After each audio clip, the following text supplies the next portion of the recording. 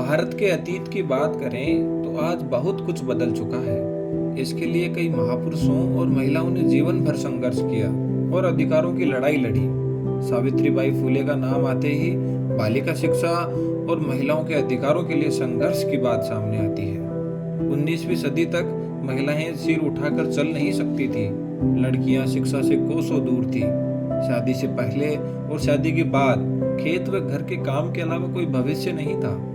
पति की मौत के बाद महिला का सिर मुंडवा दिया जाता था। विधवा महिला और उसके बच्चों पर अत्याचार किया जाता था। समाज की मानसिक विकृति और घृणा का शिकार हुई ऐसी महिलाएं अपने बच्चों के साथ मर जाती थी या उन्हें मार दिया जाता था। लड़कियों की शिक्षा के बारे में सोचना भी पाप माना जाता था। लेकिन सावित्रीबाई फुले के प्रयासों ने इतिहास के पन्ने बदल दिए। लड़कियों के लिए 18 स्कूल खोले, जीवन भर महिलाओं के अधिकारों के लिए लड़ी।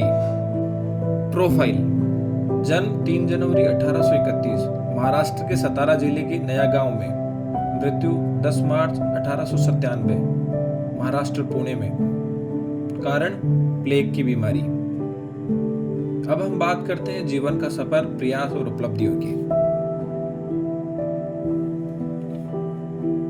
छोटे से गांव में जन्म लेने वाली सावित्रीबाई फुले को अपने जीवन काल में काफी संकटों का सामना करना पड़ा। 1840 में महज 9 साल की उम्र में सावित्रीबाई का विवाह 13 साल के ज्योतिराव फुले से हुआ था। उन्होंने बाल विवाह और सती प्रथा जैसी बुराइयों के खिलाफ आवाज उठाई। ज्योतिराव विचारक, लेखक, सामाजिक कार्यकर्ता और जाति विरोधी समाज सुधारक थे। सावित्रीबाई की शिक्षा उनकी शादी के बाद शुरू हुई। यह उनके पति ही थे जिन्होंने उनकी सीखने और खुद को शिक्षित करने की उत्सुकता को देखकर उन्हें पढ़ाना और लिखाना सिखाया। उन्होंने एक सामान्य स्कूल से तीसरे और चौथे वर्ष की परीक्षा उत्तीर्ण की और उन्हें पढ़ाने का शौक हो गया। उन्होंने अहमदनगर में श्री फरहार इंस्टीट्यूशन में प्रशिक्षण लिया।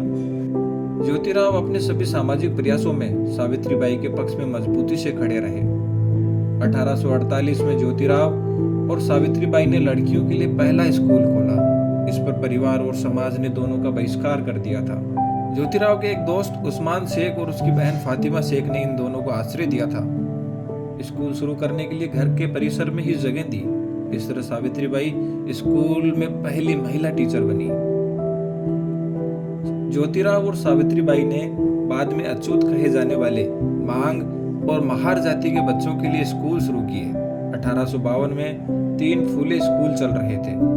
उसी वर्ष 18 नवंबर को ब्रिटिश सरकार ने फुले परिवार को शिक्षा के क्षेत्र में उनके योगदान के लिए सम्मानित किया, जबकि सावित्रीबाई को सर्वश्रेष्ठ शिक्षक नामित किया गया। इसी वर्ष उन्होंने महिलाओं में उनके अधिकारों, सम्मान और अन्य सामाजिक मुद्दों के बारे में जागरूकता पैदा करने के उद्देश्य से महिला सेवा मंडल की भी शुरुआत की। सावित्रीबाई के समय विधवाओं के सिर से बाल उतारने की प्रथा प्रचलित थी। इसके विरोध में मुंबई और पुणे में नाइयों की हड़ताल की, जिसमें वह सफल भी रही।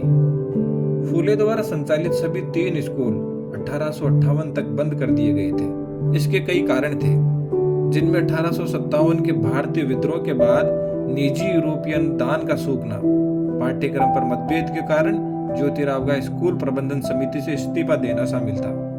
परिस्थितियों से डरे बिना ज्योतिराव और सावित्रीबाई ने फातिमा शेख के साथ मिलकर उत्पीड़ित समुदाय के लोगों को भी शिक्षित करने का जिम्मा उठाया। इन वर्षों में सावित्रीबाई ने 18 स्कूल खोले और विभिन्न जातियों के बच्चों को पढ़ाया। सावित्रीबाई और फातिमा शेख ने महिलाओं के साथ साथ दलित जातियों के अन्य लोगों को भी पढ़ाना शुरू किया। इसे कई लोगों ने, विशेषकर पुणे के उच्च वर्ग ने, जो दलितों की शिक्षा के खिलाफ थे, अच्छा नहीं माना। सावित्रीबाई और फातिमा शेख को स्थानीय लोगों द्वारा धमकियां दी गई और उन्हें सामाजिक रूप से परेशान और अपमानित भी किया गया। जब सावित्रीबाई स्कूल की ओर जा रही थी तो उन पर गोबर, कीचड़ और पत्थर फेंके गए। हालांकि इस तरह के अत्याचार दृढ़ निश्चयी सावित्रीबाई को अपने लक्ष्य से हतोत्साहित नहीं कर सके। वह अपने साथ 2 साड़ियां लेकर चलती थी, जो स्कूल में जाकर वह बदल लिया करती थी। सावित्रीबाई और फातिमा शेख बाद में सगुनाबाई से जुड़ गई, जो अंततः शिक्षा आंदोलन में एक नेता बन गई। इस बीच 1855 में फुले दंपति द्वारा कृषकों और मजदूरों के लिए एक रात्रि विद्यालय भी खोला गया, ताकि वे दिन में काम कर सकें और रात में स्कूल जा सकें। स्कूल छोड़ने की दर को रोकने के लिए सावित्रीबाई ने छात्रवृत्ति देने की योजना शुरू की। वह उन युवा लड़कियों के लिए प्रेरणा बन रही थी। 1863 में ज्योतिराव और सावित्रीबाई ने बाल हत्या प्रतिबंधक गृह नाम का एक देखभाल केंद्र भी शुरू किया, जो संभवतः भारत में स्थापित पहला शिशु हत्या निषेध गृह था। इसकी स्थापना इसलिए की गई थी ताकि गर्भवती ब्राह्मण विधवाएं और बलात्कार पीड़ित अपने बच्चों को सुरक्षित स्थान पर जन्म दे सके, जिससे विधवाओं की हत्याओं को रोका जा सके, साथ ही शिशु हत्या की दर को भी कम किया जा सके। ज्योतिराव और सावित्रीबाई के संतान नहीं थी। 1874 में काशीबाई नामक एक ब्राह्मण विधवा से एक बच्चा गोद लिया, जिसका नाम यशवंतराव था, और इस प्रकार समाज के प्रगतिशील लोगों को एक मजबूत संदेश दिया। दत्तक पुत्र यशवंतराव बड़ा होकर डॉक्टर बना। ज्योतिराव ने विधवा पुनर्विवाह की वकालत की, वहीं सावित्रीबाई ने बाल विवाह और सती प्रथा जैसी सामाजिक बुराइयों के खिलाफ अथक प्रयास किया।